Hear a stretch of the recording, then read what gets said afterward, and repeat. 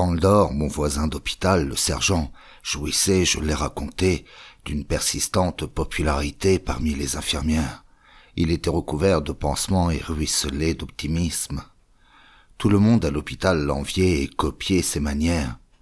Devenu présentable et pas dégoûtant du tout moralement, nous nous mîmes à notre tour à recevoir les visites de gens bien placés dans le monde et haut situés dans l'administration parisienne. On se le répéta dans les salons que le centre neuromédical du professeur Bétombe devenait le véritable lieu de l'intense ferveur patriotique, le foyer pour ainsi dire. Nous eûmes désormais à nos jours non seulement des évêques, mais une duchesse italienne, un grand munitionnaire et bientôt l'opéra lui-même et les pensionnaires du théâtre français. On venait nous admirer sur place. Une belle subventionnée de la comédie qui récitait les vers comme pas une revint même à mon chevet pour m'en déclamer de particulièrement héroïques. Sa rousse et perverse chevelure, la peau allant avec, était parcourue pendant ce temps-là d'ondes étonnantes qui m'arrivaient droit par vibration jusqu'au périnée. Comme elle m'interrogeait, cette divine, sur mes actions de guerre, je lui donnais tant de détails, et des si excités et des si poignants, qu'elle ne me quitta désormais plus des yeux. Émue durablement, elle manda licence de faire frapper en vers par un poète de ses admirateurs les plus intenses passages de mes récits. J'y consentis d'emblée. Le professeur Bétombe, mis au courant de ce projet, s'y déclara particulièrement favorable. Il donna même une interview à cette occasion, et le même jour aux envoyés d'un grand illustré national qui nous photographia tous ensemble sur le perron de l'hôpital, aux côtés de la belle sociétaire.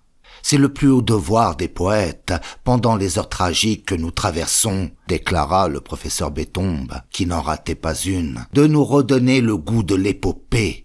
Les temps ne sont plus aux petites combinaisons mesquines, sus aux littératures racornies. Une âme nouvelle nous est éclose au milieu du grand et noble fracas des batailles.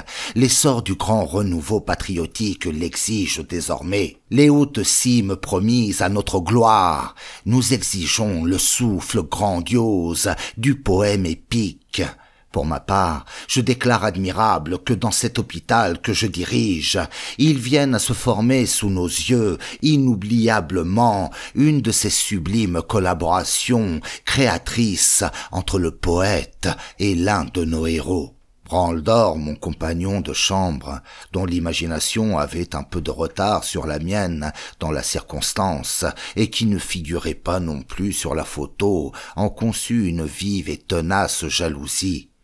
Il se mit dès lors à me disputer sauvagement la palme de l'héroïsme. Il inventait de nouvelles histoires. Il se surpassait. On ne pouvait plus l'arrêter. Ses exploits tenaient du délire. Il m'était difficile de trouver plus fort, d'ajouter quelque chose encore à de telles outrances, et cependant personne à l'hôpital ne se résignait. C'était à qui parmi nous, saisi d'émulation, inventerait à qui mieux d'autres belles pages guerrières, où figurer sublimement.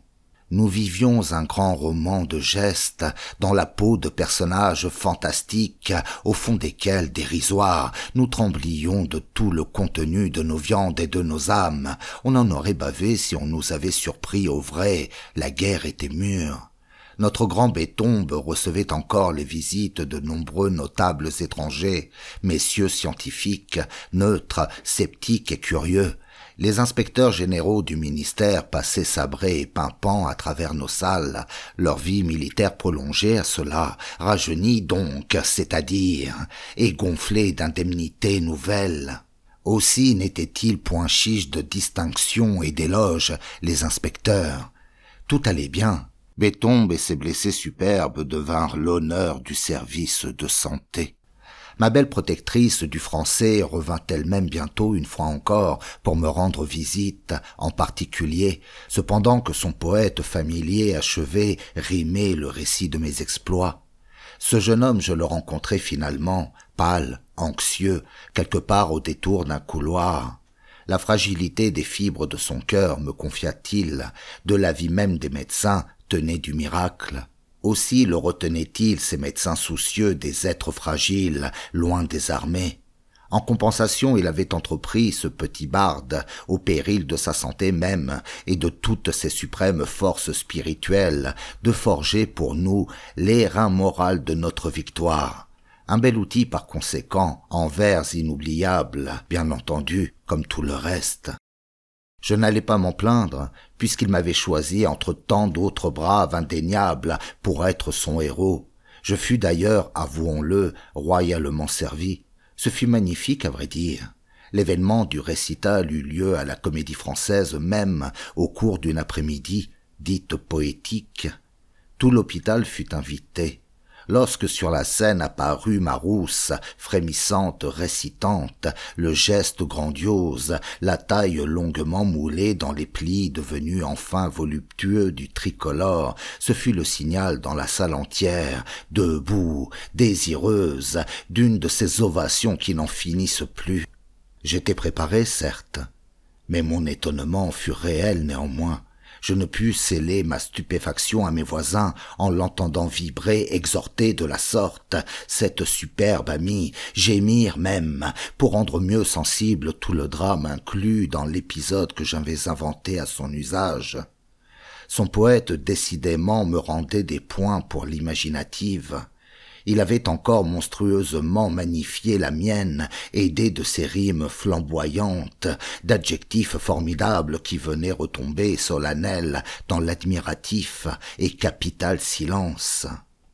Parvenu dans l'essor d'une période, la plus chaleureuse du morceau, s'adressant à la loge où nous étions placés, Branle-d'Or et moi-même, et quelques autres blessés, l'artiste, ses deux bras splendides tendus, sembla s'offrir au plus héroïque d'entre nous.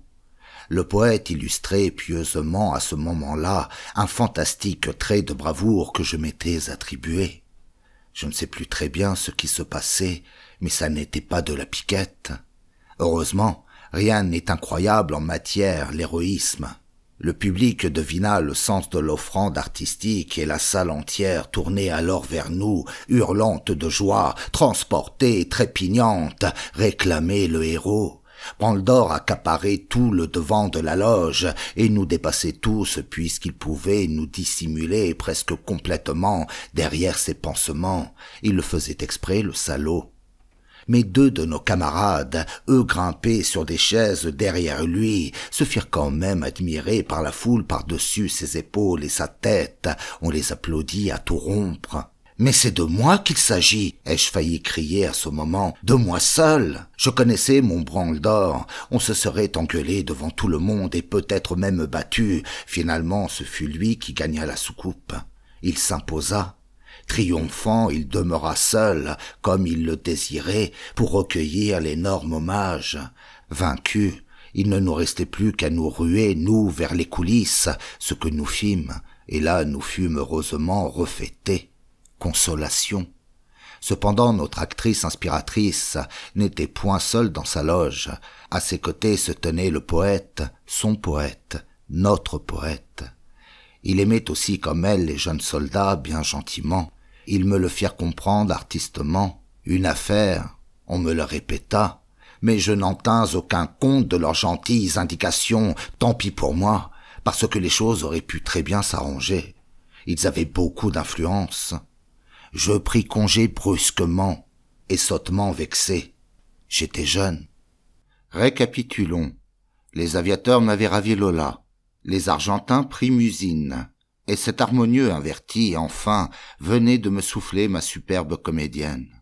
Désemparé, je quittai la comédie pendant qu'on éteignait les derniers flambeaux des couloirs et rejoignis seul, par la nuit, sans tramway, notre hôpital, souricière au fond des boues tenaces et des banlieues insoumises.